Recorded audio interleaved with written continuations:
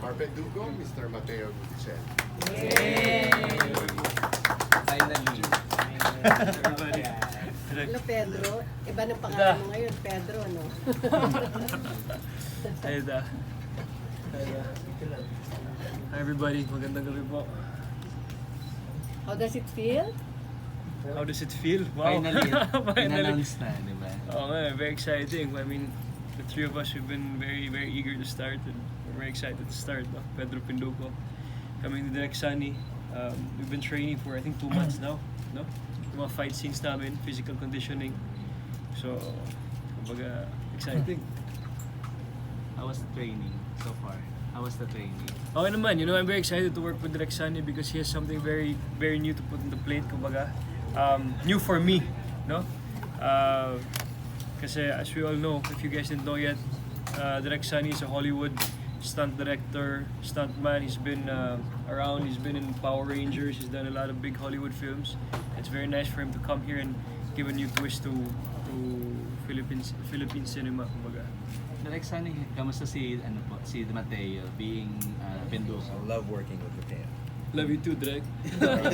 when he comes to train, parang talagang focus siya sa trabaho natin, yung training niya. Yung first was thinking parang he's really strong talaga. Parang even just we had to work on yung mga techniques sa cinematic fighting kasi he has yung fighting spirit talaga. Parang even in just certain movements that he does. My experience is often when may actors who do action, parang they focus solely lang sa action. They forget about emotional content. Pero si Matteo, he's a natural with it. Parang sabi ko, you're not always fighting just to be mad, diba? You should also feel that your performance in the physical part matches your acting as the actor. So si Matteo, I look forward to training with him all the time. Pero he's so busy with all his other things. No, I just finished. I just graduated airborne in the Philippine Army. So I excused myself. Sabi ko kay Direct Sunny, Direct, alis muna ako 3 weeks. I'll go have myself physically conditioned. So yun, we jump out of planes now, Direct. So now, ito, balik kami yung ensayo for the film. Matteo, kailan mo nalaman na ikaw yung gaganap na Penduko? Kasi nung tinatanong ka namin before, parang hindi ayaw pa magsalita eh, di ba? By that time, pero parang ikaw na yung pinakonsider. Kailan mo nalaman? Kailan ba ito? Few months ago. Yes, few months ago. We were not announcing it. Yeah, a few months ago. That's why we started already with Direct Sunny. About 3 months ago. Yeah, 3 months ago. And si Direct naman, we just talked on the phone 2 weeks ago yata eh. Phone. And then nagkita lang kami sa banyo kanina. Hindi ba niya ako makilala kanina? Okay. Sabi ko gano'n, bro, basta. First time lang kayo nag-meet now. Yes po, yes po. Talaga. Ang maglaking advantage kasi Direct, di ba? Kasi si Matteo kasi is parang physically fit for the role kasi because of his being athletic, tapos yung naging training mo sa military, di ba? So, ang laking bagay. So, yung fight instructor, di ba? I'll call you Direct as well. Okay. Di ba yung mga ni Matteo, malaking advantage because of his training, di ba? Absolutely. So, mas madali kaysa yung totally raw. Depende po. Kasi, di ba, oftentimes I asked to train some mga actors kung meron silang background ng martial arts. Pero they come at it with a martial arts mentality. And I have to untrain them to think that way sa cinematic fighting. Pero kay Matteo, I think he really encompasses yung artistic sense na alam niya parang it's not a martial arts fight. Parang it's really for a martial arts or parang sa action movie to. I don't want to label it a martial art talaga. Pero yung training niya sa military gives him the focus, gives him the commitment. Parang sa role niya that I don't have to worry about is he really going to commit.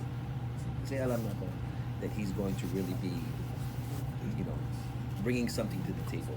Different from anybody else that might have done Pedro before. Pero anong una mong naging reaction when you were chosen by Viva na you're going to direct Matteo for this movie? Na-excite ako kasi yun nga, hilig ko talaga yung Pinoy folklore and any chance that I could get para magawa yung ganun on a bigger scale, sa mas epic na scale, kukunin ko. In fact, they asked me kung gusto ko ba daw gawin yung Penduko, and talaga sabi ko kay Boss Vic talaga, yes, please, sabi ko. And it's very nice na existing character na siya. You don't build from scratch. Meron kang lore, yung tinatawag na lore na paggagamitan. So, ayun, na-excite ako na natakot kasi I'm sure it's gonna be a very parang for me make or break moment siya sa akin as a filmmaker. And you know, before this, siguro yung pinakamalapit na nagawa ko na is horror film na merong VFX, merong action, merong harness, mga ganun. So, pero I think kung parang inisip ko, kung hindi ko pa gagawin ito yung ganito ngayon, parang kailan pa ako magkaka-chance. So talagang kinuha ko yung opportunity. Tapos regarding naman kay Matteo, alam ko na na magaling yan sa suntukan, sa action. So, as writer, nag-enjoy ako kasi hindi yung process ko, hindi yung parang kaya-kayang gawin ng artista to, hindi ganoon eh. Kasi alam ko kaya niyang gawin. Of course, with the help of Sunny. So, that's what's nice kapag yung actor very physically appropriate para sa material. Nag-enjoy ako sa writing, so huwag kang mabibigla sa mga isusulat mo kung ano mga gagawin mo. Yung kwento nito is present day. Yes. Matteo, what's your initial reaction nung nalaman mo ikaw na yung gaganap? Honestly, it was very overwhelming, no? But it's a dream come true because I've always wanted to do something that involves action. But this is not just an ordinary action film. This represents our culture, us being Filipino, and we practiced Filipino martial arts with Direk Sunny. So it's nice to showcase that Filipino culture, that Filipino tradition. Why use a different martial art in a Philippine movie? Let's use our own and represent, show the world how amazing our tradition and culture is. Pero may napanood ka ba na yung mga previous na Pedro Penduko? Yung Jano Gibbs, Matt Evans, This is parang may pagka-comedy siya doon. Dito ba direct papasok din yung comedy? Meron din. Hindi natin matatanggal yun kay Penduko. Jason, may Maria Makiling character na rin. Ano po yan? Maria Makiling character. Kasi before we Sa before. Hindi ako aware kung meron din dati. before sabi parang may part. Meron ba? Wala. Ilan ang love interest ni Penduko? Walang love interest. Mas focus tayo dun sa action adventure. Pero marami pong ibang characters, iba-iba yung dynamics with Penduko. So, we'll reveal in time. Siguro part 2 yan. Direk, what do you think of Yasi Pressman? Ano po yun? To be the What do love you think interest. what do you think of Yasi Pressman? I met her recently dito. Siya yung nag-hi sa akin talaga, parang she's interested to work with me. And nakikita ko rin naman siya sa mga movies tsaka sa TV. I'm very willing to work with her. Sumasayaw, kumakanta, umaarte, very down to earth. So, Kasi if we trace the history of Pedro Penduko, puro beautiful faces, from Edna Luna to Lotiski, John Young. The producer, Vincent Rosario. Mateo, may ano ka pa? May wishlist ka kung sino ang leading lady mo? Wala siyang leading lady dito. Aso na lang. Hindi ka nagselos? Nagselos ka ba kay Hindi ka Milo? nagselos kay Happy? Milo. Sabi ko kay Miss Chai, parang puno-puno yung schedule natin wala kaming time Pero are you willing na mag-cameo? Kasi marami raw character na mapasok si Sarah dito sa It depends on the bosses. one of the characters. Magkakamyo si Sarah Geronimo. No, tinanong ko kung magkakaroon. Baka si Milo na lang yung aso.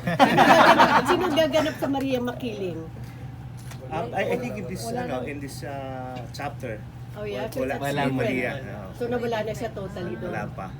Wala in this I did this my chapter. own version kasi. Hindi So ko totally totally different. Binago mo. So bagong Pedro Penduko talaga. Yes. Okay. That's Matteo, how do you That's why visualize it's gonna your be called character? Maria This Penduko time? na lang ang tawag. Especially Yun? How did we adjust to the Wala. changes? Wala nang Ikaw ah? Wala nang Pedro. Yeah, Sa Penduko. changes Ah, from the kami? original. Oo nga pala. Wait, ang key kasi binigyan namin Matteo, how do you visualize your Jason. character considering na inalis na yung Pedro dun sa Penduko? And na- of course, the market hindi is medal for the anymore. millennials In and the Gen Z. story. It's gonna be a new Mas take, fresh no? take. Very modern take. Actually, a few hours ago we did a little photo shoot to represent Pedro Penduko and his vibe and his look, no? I don't know if they showed it. Can you share it? Nandiyan na ba, sir? Nakay Boss V kanina, the photo that Apo. you sent. Yung photo Oh, nila. ganda. We'll be sending them out to you. Pero pakita mo. Baka pwede natin Ito, we just shot it. Isang ano lang, parang test yun eh. Yeah. Just to give a feel on Yeah. the Pedro today ba. So, The ito, Penduko that they want na. Why did Yeah. you drop Pedro? For the title lang po. Ah, The for the character title. is still Pedro Penduko. Pero si Pedro pa rin siya Oh, sa... title lang Parang po yung it's strong na Penduko lang. Nag-suggest si Direk, it was approved naman by Viva, na Penduko lang. how Pero yung literature niya, ganun pa rin. I mean, the narrative. Si Direk mga kasagot. I mean, nandun pa rin yung parang basic. From the original from the story. original. Not entirely. Kasi kung titignan mo yung mga simula doon sa mga past Penduko, nag-iiba talaga ng kwento. Iba yung kay Sir Ramon, iba yung kay Jano, iba yung kay Matt Evans. So, gusto ko rin na medyo ibahin ko rin. Meron din ako sariling input. So, not entirely. Pero essentially, yung parang Filipino character na matha-thrust sa world ng Filipino supernatural world, andun yung essence. Kasi, eto, kung titignan niyo itong artwork na pinagawa ko sa artist ko, mas ni-root ko si Penduko this time sa Visayan. Visayan. Since Cebuano rin si Matteo. Mas ni-root ko siya sa Visayan folklore. Kasi dati parang it's a hodgepodge. Parang meron dito, meron doon. Ito mas focus lang. So meron siya mga Visayan tattoos. Instead of a bow, he's using a spear because ancient Visayans are known for bamboo spears. Mas ganun ko siya tinignan. Mas ginrounded ko siya talaga sa actual history ng mga Bisaya. Sa topless din siya, direct, like that. Dito, yan. Hindi, si Matteo po. Lagi? Pag kailangan. Alam mo na, Matteo. Balikbayan ba si Penduko dito? Hindi po. Bisdak po siya. Okay. Sundalo. Hindi po. So yung language nga Visayan din? Or Meron sa po tayong Filipino? i-insert na. Mas maganda kasi yun. Ang pati ng katawan nito. Bagay na bagay. Oh. Sa ready ka, So Matteo, Jason, sa saan ganyan. huhugutin yung karakter Pwede ni naman. Penduko? Saan huhugutin yung karakter ni Penduko? Gusto ko po kasi without spoiling anything, I want Penduko to represent the common Filipino. So ako mismo as director din, ina-assess ko pa kung ano talaga yung gusto kong maging representation ni Penduko sa ating mga Pilipino. Pero ganun po ang magiging takbo ng pagsusulat ko kay Penduko.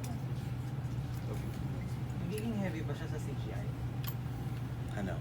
Heavy CGI ba yung naging heavy sa CGI? Heavy ba sa CGI? Yes. Yeah. I mean, we want parang it's impossible to showcase folklore na may supernatural elements without VFX. Not existing. So, talagang dapat meron. So yung mga gamit din, mga hype, mga bago. Yung mga alin. bagong gamit na yun. I mean yung mga cameras. Yes, definitely it's gonna be a change from my usual routine ng paggawa. This is not a romance film, this is not a drama film. It requires so much more technical stuff. So, even magsushoot sa mga studio, sa mga soundstage, i-explore natin lahat ng yan para gusto ko kasi kapag lumabas yung Penduko, hindi siya half-baked, hindi siya kakahiya. We hope to start, na sana sa trend ng ganitong genre, we do it right. Pero naandun pa rin yung Pinoy touch. Yes po, definitely. Oo.